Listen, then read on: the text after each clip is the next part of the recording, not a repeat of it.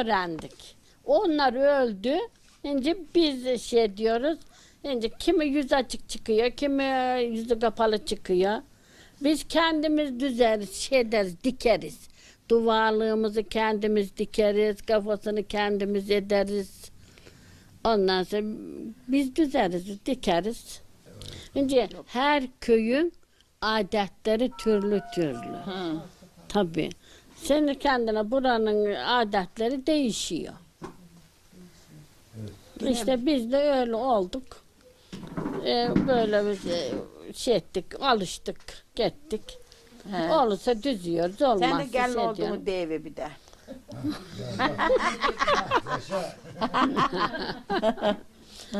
Ben de benim adam 27 yaşındaydı. Ben 15'i bitirdim, 16'ya girmeden istediler. Verdiler.